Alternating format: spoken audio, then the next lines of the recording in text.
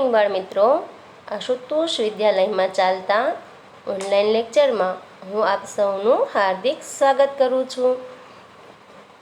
બાળ મિત્રો, આજે આપણે ધોરણ 5 વિષય ગુજરાતીમાં આપણું 7મું કાવ્ય છે અલગ દલક, એનો અભ્યાસ કરીશું. અલગ દલકના કવિ છે બાલમુકુંદ દવે. આ ઉર્મી ગીતમાં રાસલીલાનો પ્રસંગ વણી લેવાયો છે. બાળકોને ગાવું ગમે એવું આ કાવ્ય છે. એમાં પ્રાસ, ઢાળ તેમજ શબ્દ નોંધપાત્ર છે. તો અલગ દલક કાવ્યમાં રાધાકૃષ્ણ અને ગોપીઓની રાસલીલાનો પ્રસંગ છે. શ્રી કૃષ્ણની બંસરીના નાદથી રાધા પર જે અસર થાય છે તેનું સુંદર વર્ણન કવિ શ્રી બાલમુકુંદ દવેએ આ ઉર્મી ગીતમાં કર્યું છે. તો હવે આપણે જોઈએ બાળ મિત્રો, આ ગીત તમને જે છે એ એવું છે, ગાવું ગમે એવું છે. તો ગાઈએ ને ગીત. અલક દલક ઝાંઝર ઝલક, રઢિયાળો જમુનાનો મલક, એથી સુંદર રાધા ગોરી, મુખડું ઝળકે ઝલક ઝલક. આભે પૂનમ ચાંદ ઉગ્યો છે, રાસ ચગ્યો છે છમક છમક, ગોપી ભેળો કાન ઘૂસ્યો છે, ઢોલક વાગે ઢમક ઢમક. રાધિકાનો હાર તૂટે છે, મોતી ચળકે ચલક ચલક, બધા જડિયા પણ એક ખૂટે છે, રૂએ રાધિકા છલક છલક. લીધું હોય તો આલે કાના, મોતી મારું ચલક ચલક, તારા ચરિત્ર છે ક્યાં છાના, જાણે આંખો મલક મલક. કાને ત્યાંથી દોટ મૂકી છે, રીસ ચડી ગોપી જન વલ્લભ, કદંબ છાયા ખૂબ ઝૂકી છે, બંસી છેડે અલ્લપ ઝલ્લપ. રાધા દોડે ચિત અધીરે, રાસ રચ્યો છે અલક દલક, સૂર વણાએ ધીરે ધીરે, ઉડતણાએ પલક પલક. અલક દલક ઝાંઝર ઝલક, રઢિયાળો જમુનાનો મલક, એથી સુંદર રાધા ગૌરી, મુખડું ઝળકે ઝલક ઝલક. તો બાળ મિત્રો, આ આપણું જે ગીત છે, તો હવે આપણે થોડી એની સમજૂતી મેળવી લઈએ. તો અલગ દલક ઝાંઝર ઝલક, રઢિયાળો જમનાનો મલક, એથી સુંદર રાધા ગૌરી, મુખડું ઝળકે ઝલક ઝલક. તો અહીં પર જે છે એ કવિ છે એ કહે છે કે અલગ દલક ઝાંઝર ઝળકે છે, યમુનાનો પ્રદેશ મનમોહક છે, એથી પણ સુંદર કોણ છે? રાધા ગૌરી છે. તેનું મુખડું છે એકદમ ઝળક ઝળક ઝળકે છે. આભે પૂનમ ચાંદ ઉગ્યો છે, રાસ ચગ્યો છે છમક છમક, ગોપી ભેળો કાન ઘૂસ્યો છે, ઢોલક વાગે ઢમક ઢમક. તો આભ એટલે કે આકાશમાં પૂનમનો ચાંદ ઉગ્યો છે, છમક છમક રાસ ખેલાઈ રહ્યો છે, એટલે કે બધા રાસ રમે છે. ગોપીઓ સાથે કાન એટલે કે ભગવાન શ્રી કૃષ્ણ પણ રમે છે, અને એમાં ધમક ધમક કરતા ઢોલ વાગી રહ્યા છે. રાધિકાનો હાર તૂટે છે, મોતી ચળકે ચલક ચલક, બધા જડિયા પણ એક ખૂટે છે, રોએ રાધિકા છલક છલક. હવે રાસ રમતા હતા, એ રાસ રમતા રમતા રાધિકાનો હાર છે એ તૂટી જાય છે, અને બધા મોતી છે એ વિખરાઈ જાય છે. વિખરાયેલા મોતી છે એ ચળક ચળક ચળકી રહ્યા એટલે કે ચમકી રહ્યા છે. બધા મોતી છે એ પાછા મળી જાય છે, પણ એક મોતી છે એ મળતું નથી, એટલે કે એનો જે હાર તૂટે છે એનું એક મોતી છે એ ઘટે છે. એટલે રાધાજી છે એ આંસુ છલકાવતા રડે છે. લીધું હોય તો આલને કાના, મોતી મારું ચલક ચલક,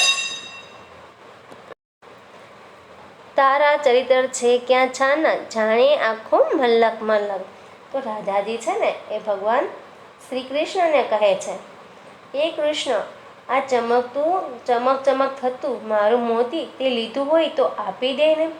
તારા ચરિત્ર ક્યાં કોઈથી છાના છે, આખો મલક એટલે કે આખો પ્રદેશ છે એ તારા વિશે બધું જ જાણે છે. કાને ત્યાંથી દોટ મૂકી છે, રીસ ચડી ગોપી જન વલ્લભ, કદંબ છાયા ખૂબ ઝૂકી છે, બંસી છેડે અલ્લપ ઝલ્લપ. તો ભગવાન શ્રી કૃષ્ણ છે એ ત્યાંથી દોડી જાય છે. ગોપીના વહાલા એવા ભગવાન શ્રી કૃષ્ણને રીસ ચડે છે, એટલે કે ગુસ્સો આવી જાય છે. કદમ વૃક્ષની છાયા ખૂબ ઝૂકેલી છે. કૃષ્ણ ભગવાન છે એ ભગવાન શ્રી કૃષ્ણ તેની નીચે બેસીને બંસી વગાડવા લાગે છે. બંસીના સૂર છે એ છોડવા લાગે છે. રાધા દોડે ચિત અધીરે, રાસ રચ્યો છે અલ્લક દલ્લક, સુર વણાહે ધીરે ધીરે, ઉડતણાએ પલ્લક પલ્લક. તો રાધાજી છે એ બંસરીના સૂર સાંભળે છે એટલે એકદમ અધીરા થઈ જાય છે અને પોતાના અધીરા મન સાથે એ દોડે છે. એમની પલકે પલકે રાસ રચાઈ રહ્યો છે. ધીરે ધીરે વાંસળીનો સૂર છે એ વણાઈ રહ્યો છે અને વાંસળીના એ સૂરમાં ગોપીઓના દિલ છે ને એ તણાય છે. અલ્લક ઝલ્લક ઝાંઝર ઝલ્લક, રઢિયાળો જમનાનો મલક, એથી સુંદર રાધા ગૌરી, મુખડું ઝળકે ઝલ્લક ઝલ્લક.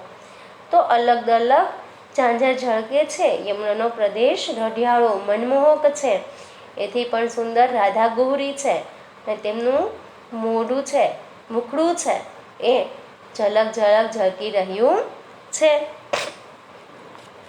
હવે આપણે જોઈએ બાળ મિત્રો શબ્દ સમજૂતી, જેમાં શબ્દના અર્થ આપેલા છે. એટલે કે ઝાંઝર એટલે કે પગમાં પહેરવાનું એક ઘરેણું, રઢિયાળો એટલે કે એકદમ સુંદર મનમોહક આંખ ઠરે તેવો, જમુના તો એનો અર્થ થાય છે યમુના, મલક એટલે કે મુલક અથવા તો પ્રદેશ, ઝળકે એટલે ચમકે, ઝલક ઝલક એટલે કે ઝળક ઝળક, ચગ્યો છે એટલે કે ખૂબ ઝડપથી ગોળ ગોળ ફરી રહ્યા છે, સરસ રીતે રમાઈ રહ્યું છે. ઢોલક એટલે ઢોલ, આલને એટલે આપને, કાનો એટલે કે કનૈયો બાળકૃષ્ણ, ચરિતર એટલે ચરિત્ર ગોપીજન વલ્લભ એટલે કે ગોપીઓના વહાલા કૃષ્ણ, કદમ એક વૃક્ષનું નામ છે, બંસી એટલે વાંસળી, અલ્લભ ઝલક એટલે કે દૂરથી આછેરું સંભળાય તે રીતે. હવે છે રૂઢિપ્રયોગ. ઉડતણાવ એટલે કે દિલ ખેંચાવું. અહીંયા આપણને ભાષા સજ્જતા આપ્યું છે, એમાં આપ્યું છે જોડાક્ષરવાળા શબ્દ વાંચો. અલ્લક દલ્લક ઝલ્લક મલ્લક છમ્મક ઢમ્મક વગેરે જેવા શબ્દોમાં એક સરખા બે મૂળાક્ષરો છે. સંદડી મૂળાક્ષરો એટલે દંડવાળા મૂળાક્ષરો જેવા કે ખ, મ, લ, ય, સ, વ વગેરે. અહીં ગીતને શબ્દોના પ્રાસને કારણે લય મળ્યો છે. હવે પછી છે આપણે સમાનાર્થી કહેવતો. શું આપ્યું છે આપણને અહીંયા કીધું છે સમાનાર્થી કહેવતો છે આપણી. જેમ બાળ મિત્રો સમાનાર્થી શબ્દો હોય છે ને એમ સમાનાર્થી કહેવતો પણ હોય છે. તો અહીંયા આપણને આપી છે કહેવત કે કાંકરે કાંકરે જે છે એ પાળ બંધાય, બરાબર છે. તો એની સમાન સરોવર છે, કહેવત છે ટીપે ટીપે સરોવર ભરાય. બીજું છે અધૂરો ઘડો છલકાય. તો એની સમાનાર્થી કહેવત છે ખાલી ચણો વાગે ઘણો. પછી આપણી ત્રીજી કહેવત છે કે દાજિયા ઉપર ડામ. એની સમાનાર્થી કહેવત છે પડ્યા ઉપર પાટું. ચોથું છે ગાજ્યા મેઘ વરસે નહીં. તો એની સામે આવે છે સમાનાર્થી કહેવત ભસતા કૂતરા કરડે નહીં. પાંચમું છે ઝાઝા હાથ રળિયામણા. એની સમાનાર્થી અર્થી કહેવત છે ઝાઝી કીડીઓ સાપને તાણે. તો હવે પછી આપણે શરૂ થાય છે આપણો સ્વાધ્યાય. તો જોઈએ સ્વાધ્યાયના સવાલ જવાબ. પહેલો પ્રશ્ન છે નીચેના દરેક પ્રશ્નોના જવાબ એક એક વાક્યમાં લખો. માં પહેલો પ્રશ્ન છે રાધા કોના કરતાં સુંદર છે? એનો જવાબ છે મનમોહક એવા યમુનાના પ્રદેશ કરતાં પણ રાધા સુંદર છે. રાસ ક્યારે રચાયો છે? તો રાસ છે એ પૂનમની રઢિયાળી રાતે રાસ રચાયો છે. રાસમાં ત્રીજો પ્રશ્ન છે કે રાસમાં કોણ કોણ રમે છે? તો એનો જવાબ છે કે રાસમાં રાધા, શ્રી કૃષ્ણ તેમજ ગોપીઓ રમે છે. ચોથો પ્રશ્ન છે શ્રી કૃષ્ણ ક્યાં બેસીને બંસી વગાડે છે? એનો જવાબ છે શ્રી કૃષ્ણ કદંબ વૃક્ષ નીચે બેસીને બંસી વગાડે છે. પાંચમો સવાલ છે, રાધિકા કોની પાસે શું માંગે છે? એનો જવાબ છે કે રાધિકા છે એ શ્રી કૃષ્ણ પાસે મોતી માંગે છે. હવે આપણો પ્રશ્ન 2 છે, નીચેની કાવ્ય પંક્તિ પૂર્ણ કરો. તો રાધિકાનો હાર તૂટે છે. બીજી લીટીમાં આવશે મોતી ચળકે ચલક ચલક. પછી આવશે બધા જડિયા પણ એક ખૂટે છે. અને છેલ્લે આવશે રોઈએ રાધિકા છલ્લક છલ્લક. અહીંયા આપણી કાવ્ય પંક્તિ પણ પૂર્ણ થાય છે. પ્રશ્ન 3 છે આપણો, રાસ ગરબા અંગેનો તમારો અનુભવ લખો. તો અહીંયા જે છે હું મારો અનુભવ કહું છું, તમે તમારો અનુભવ પણ લખી શકો છો કે તમને રાસ રમતી વખતે કેવો અનુભવ થાય છે. તો નવરાત્રિમાં અમારી શેરીમાં અથવા અમારી સોસાયટીમાં ખૂબ જ સરસ રાસ ગરબા થાય છે. રોજ જુદી જુદી મંડળીઓ આવે એટલે ગરબાની રમઝટ જામે.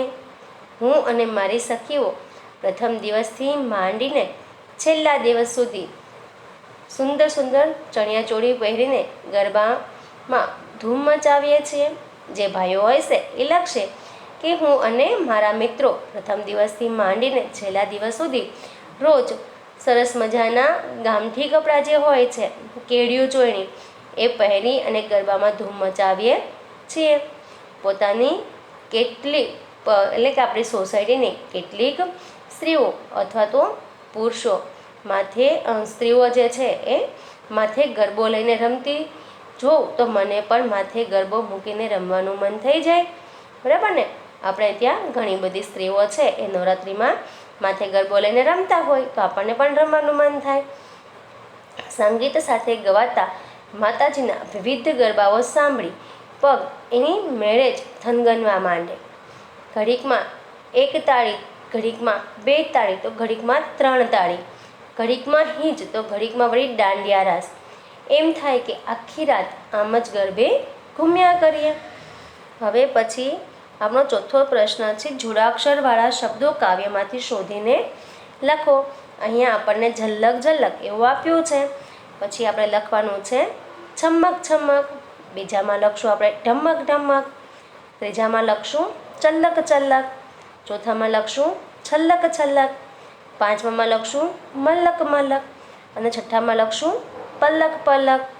હવે પાંચમો આપણો પ્રશ્ન છે કે નીચે આપેલા શબ્દોને તમારી બોલીમાં લખો. તો એમાં આપ્યું છે બધા, તો એમાં આપણે શું કહીએ છીએ? હંધાઈ અથવા તો સૌ.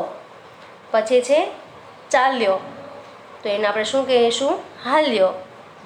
કહ્યું તો એનું કીધું. મૂક્યું તો મેલ્યું. આપ્યું તો આપ્યું. અને શાળા તો નિશાળ. પછી આપણો શબ્દ છે છઠ્ઠો પ્રશ્ન છે, નીચેના શબ્દો કોષના ક્રમમાં ગોઠવો. તો અહીંયા આપણને શબ્દો આપ્યા છે રાસલીલા, મુખડું, આબ, રાધાગોરી, રઢિયાળો અને રાસ. આ શબ્દોને આપણે શબ્દક્રમના ક્રમમાં ગોઠશું. તો પહેલાં આવશે આબ, બીજું આવશે મુખડું, ત્રીજો શબ્દ આવશે રઢિયાળો, ચોથું આવશે રાધાગોરી, પાંચમું આવશે રાસ અને છઠ્ઠું આવશે રાસલીલા. તો બાળમિત્રો, અહીંયા આપણું આજે કાવ્ય હતું ને 7મું અલગ દલગ એ પૂર્ણ થાય છે અને સાથે સાથે એનો સ્વાધ્યાય પણ પૂર્ણ થાય છે. તો હવે પછી નવા વિડીયો સાથે નેક્સ્ટ લેક્ચરમાં મળશું. ત્યાં સુધી આવજો.